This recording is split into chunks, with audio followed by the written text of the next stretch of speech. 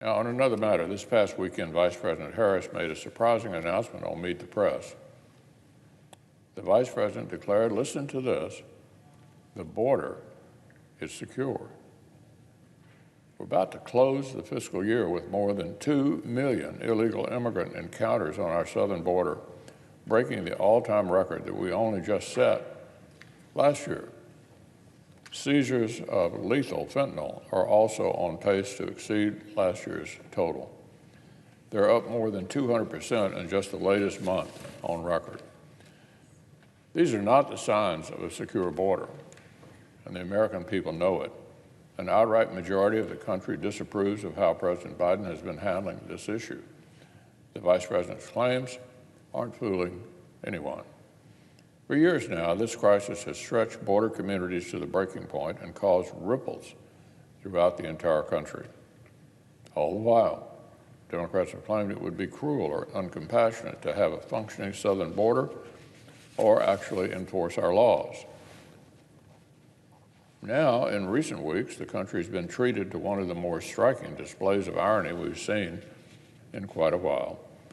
For many years, while the citizens and local governments on the border have cried out for help and law enforcement, various Democrat-run cities and states that aren't on the border decided to set themselves up as virtue signaling sanctuary cities where immigration law supposedly simply did not apply.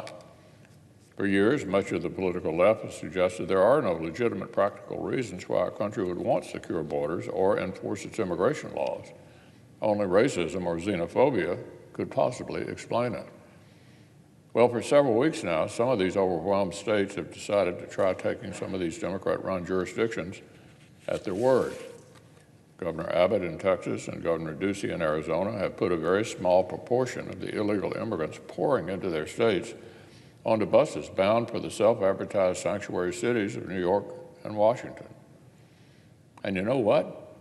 Just this very small taste of chaos, this tiny little sliver of what many places in America have been dealing with for years, have these cities' Democratic leaders outraged, anxious, and scrambling. Eric Adams, the mayor of New York, has only had to receive in 5 weeks roughly the number of people that the Border Patrol encounters in 7 or 8 hours. New York has had over a month to handle a fraction of one day's share of border crossings. And yet the mayor says having to deal with this is, quote, horrific. New York City officials complain that they are overwhelmed. Here in Washington, the destination for fewer than 8,000 illegal immigrants, the Democrat mayor has declared a public health emergency. She begged the Pentagon to send in the National Guard for help. The Defense Department, of course, turned her down. It's incredible just how quickly Democrats change their tune when they have to stomach one single spoonful of the policies they've been force-feeding the rest of our country. Oh, it's challenging to have waves of illegal immigrants pouring into your community. This creates challenges for housing and medical care and resource allocation and law enforcement. Who knew all this? As one former mayor from the front lines of this crisis put it recently, quote, the city of McAllen was able to deal with thousands of immigrants a day.